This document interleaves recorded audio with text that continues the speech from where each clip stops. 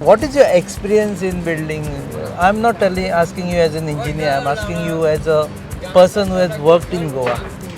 See, Goa, I mean, Goa is definitely a very fascinating place. It's always, an pleasure to be in Goa. It's almost 7 years now that I've been in Goa, and still I love Goa. Or engineer, as an engineer also I'll talk about. कि बात करें तो there are very few engineers in the country, those who get a chance to work on this type of bridges. Because until now there were hardly 4 or 5 bridges only. So it's definitely it's a pride moment for me.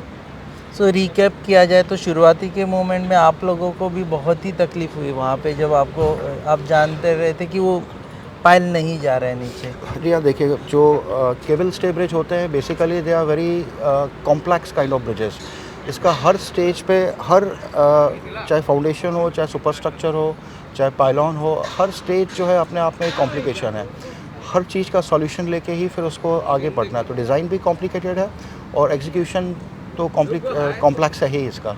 जो लोग comment करते हैं ये जुआरी bridge के ऊपर, खासकर जब डाउट्स रेज करते हैं, उनके लिए आप क्या कहना चाहेंगे? डाउट्स तो अब हर चीज़ के ऊपर लोग डाउट्स क्रिएट करते हैं. आप चाहे कुछ भी हो वहाँ पे, आप छोटी सी कार बनाएंगे, एक बाइक बनाएंगे, आप पैदल भी चलेंगे रोड के ऊपर, तो people will comment on that. So I have nothing to say on the comments but the people are making. First interview किया था तो आई रिमेंबर पीपल सेइंग कि ये गिर जाएगा, तो I am not going to travel with this on this bridge. So I'll say that my work speaks for myself, for my company.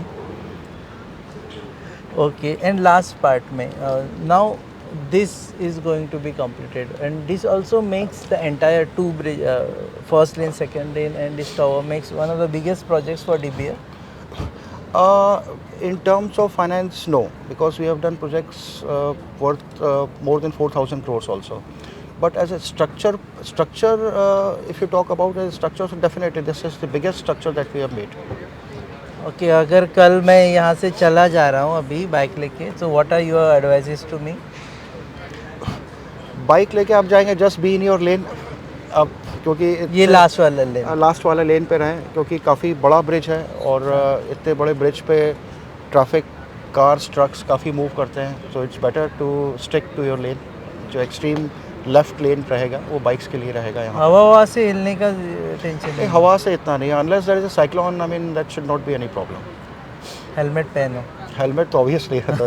और कितना स्पीड तक जा सकते हैं? बाइक के लिए कुछ लिमिटेशन किया है, 60 का लिमिट किया हुआ है बाइक्स के लिए. For cars, for 4 wheelers and for heavy vehicles it is 80. For bikes it is 60 kilometers an hour. Okay sir, car से जा रहे हैं तो बी विद इन योर लिमिट. B is the limit.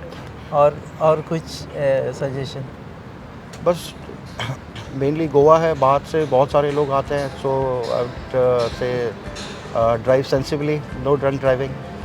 Drunk driving, खासकर ना with new year coming. New year coming है, क्रिसमस कमिंग है, न्यू ईयर कमिंग. तो ये जब कल खुला जाएगा तो परसों से आना जाना चालू हो नहीं, जाएगा? एक दिन का समय दिया है इसमें. 22nd inauguration, 23rd, because you know last time a lot of pressure, a lot of rush was there just to remove everything. So that takes time. So we have taken 1 day for removal of entire stage, everything.